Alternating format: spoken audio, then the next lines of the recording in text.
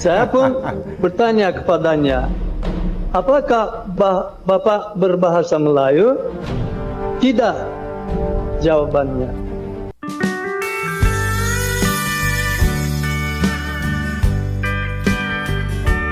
Halo guys, jumpa lagi di channel ini. Oke, buat teman-teman yang klik video ini, seperti biasanya saya harapkan mudah-mudahan teman-teman masih dalam kondisi sehat walafiat, dan jangan lupa dukung channel ini dengan cara like dan subscribe. Oke guys, di kesempatan kali ini saya mau reaksi satu buah video dengan judul Profesor Amerika heran. Kenapa Malaysia tak utamakan bahasa Melayu, tapi menginginkan bahasa Melayu jadi bahasa internasional? Inilah keinginan Malaysia yang mengantarbangsahkan bahasa Melayu. Akan tetapi bahasa Melayu sebagai bahasa resmi di Malaysia justru belum bermartabat. Oke, seperti apa videonya? Sebelum kita berkomentar, kita akan lihat dulu. Profesor Amerika heran, warga Malaysia tidak mengutamakan bahasa Melayu, tapi ingin jadi bahasa internasional. Malaysia masih memiliki ambisi untuk menjadikan bahasa Melayu sebagai bahasa internasional. Berbagai upaya telah dilakukan guna mewujudkan hal tersebut.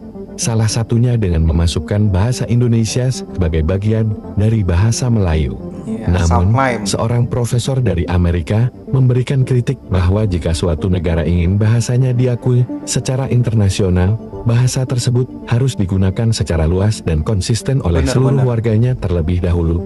Kritik ini menjadi tamparan bagi Malaysia, mengingat warga Malaysia sendiri masih banyak yang ogah berbicara dalam bahasa Melayu.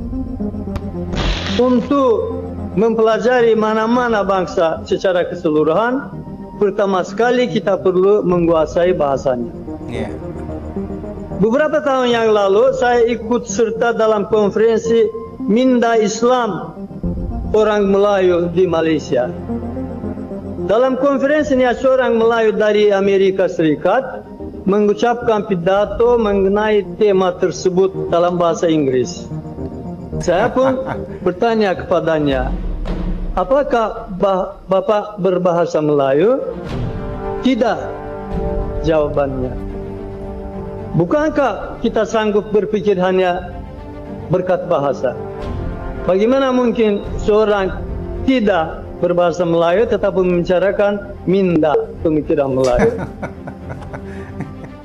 Omong kosong. Di sini juga sering-sering kalau saya bertanya apa-apa kepada orang berbangsa Melayu, sering dijawab dalam bahasa Inggris. Tanya lagi, dijawab dalam bahasa Inggris lagi. Oleh karena itu, mari kita mulai mengantara bahasa Melayu dari dalam negeri. Benar. Jadi kalau kita lihat penutur bahasa Melayu di dunia, ya, lebih 307 juta penuturnya. Lebih 307 juta penuturnya. Saya sangat bersetuju kalau kita nak jadikan bahasa Melayu sebagai bahasa ASEAN. Tetapi persoalannya, adakah kita bersedia? Pertama, ramai dari kalangan rakyat kita sendiri pun tak boleh bercakap dalam bahasa kebangsaan. Kedua, banyak nama jalan, tempat penginapan dan sebagainya dalam bahasa Inggeris. Ketiga, ramai warga asing, bahkan pelajar-pelajar asing datang ke kita, ada yang sampai dah duduk 10 tahun pun masih tak boleh bercakap dalam bahasa kebangsaan. Keempat, realitinya ramai orang Melayu di bandar, orang Melayu elit yang lebih selesa berkomunikasi dalam bahasa Inggeris. Yang kelima, yang paling pelik, orang Melayu kita rasa teruja dengan orang Cina dan orang India, Malaysia yang boleh bercakap dalam bahasa kebangsaan. Kalau kita nak pergi jauh, kita kena perbaiki semua ni. Saya lihat kita sendiri pun tak serius untuk memartabatkan bahasa kita dalam negara ini. Bahkan ramai juga orang-orang Melayu yang tak bersetuju dengan gagasan ini. Ini sesuatu perkara yang aneh. Apa kata anda? Jadi melalui kerjasama itu, kami juga mengadakan program bahasa Melayu sebagai satu bidang tetap dalam kurikulum di sana. Kami dapat dana lagi dari Kementerian Pendidikan untuk membuat kamus bahasa Melayu Inggris online selama 3 tahun. Kami dapat dana lagi dari Kementerian Pendidikan Luar Negeri Amerika untuk membawa mahasiswa yang belajar bahasa Melayu mengikuti program bahasa Melayu di Malaysia selama 2 bulan. Waktu itu saya selenggarakan di Pahang. Orang yang ingin melanjutkan pengetahuannya tentang Malaysia dan bahasa Melayu justru boleh mohon dana lagi dari Kementerian Pendidikan Luar Negeri Amerika. Oke, Amerika yang membiayai pengantarbangsaan bahasa Melayu, bukan Kementerian Luar Negeri atau Kementerian Pendidikan Malaysia. Paling meletak orang di Ohio kalau di Amerika, atau di Leiden kalau di Belanda. Ya. Jadi dana itu semua satu program yang sangat sukses. Sudah 3 orang yang belajar dengan saya, walaupun saya hanya di NIU selama 4 tahun 5 tahun. Orang yang belajar dengan sudah 3 orang ambil PhD tentang aspek budaya di Malaysia, ya kan? Tapi itu semua dana dari Kementerian Luar Negeri Amerika, Kementerian Pendidikan di Amerika, bukan dengan dana dari Malaysia. Saya sangat setuju kerajaan Malaysia yang harus keluarkan dana melalui kementerian yang sesuai untuk menyediakan beasiswa untuk mahasiswa yang mau belajar bahasa Melayu. Tidak seharusnya di Amerika memilih negara yang lebih kecil. Banyak negara di Afrika yang pasti akan mau datang ke sini untuk belajar bahasa Melayu. Saya sendiri menunggu bus di Kajang itu, jumpalah orang dari Burkina Faso dan sebagainya yang datang belajar di sini.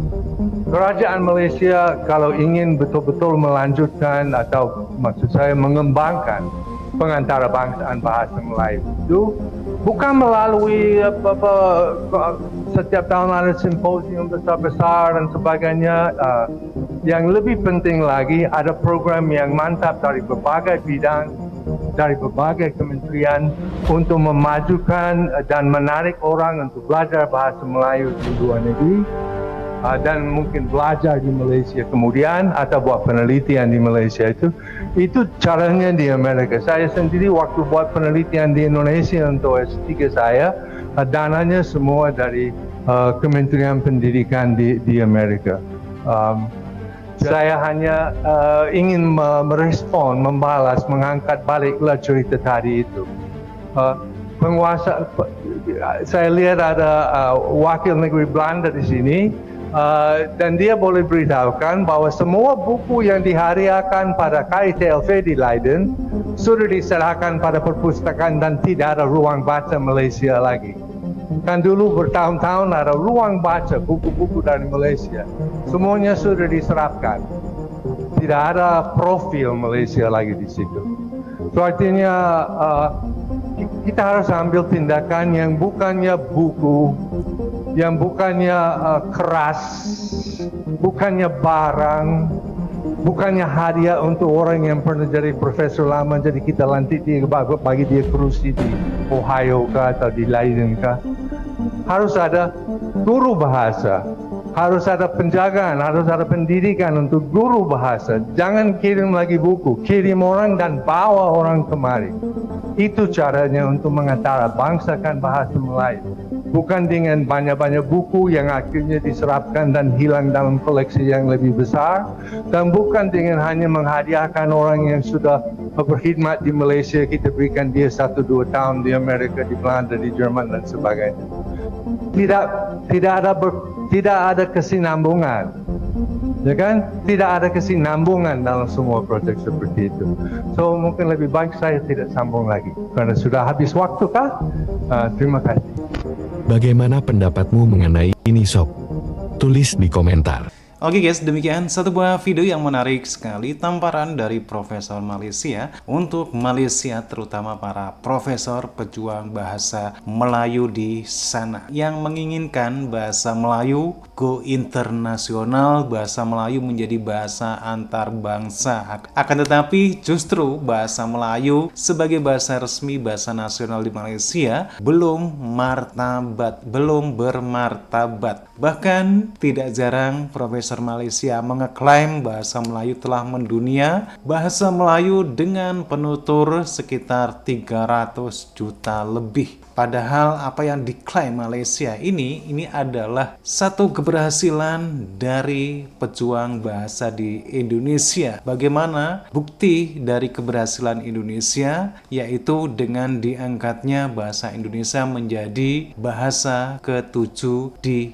UNESCO. Berarti dengan melihat video ini, apa yang dikatakan oleh profesor-profesor Malaysia selama ini hanya omong kosong dan zong, tidak ada hasilnya sama sekali. Akan tetapi mereka sering mengeklaim bahasa Melayu telah mendunia. Oke guys, demikian videonya. Bagaimana nih menurut teman-teman? Silahkan teman-teman bisa berkomentar dan jangan lupa like, subscribe channel ini. Terima kasih dan wassalamualaikum warahmatullahi wabarakatuh.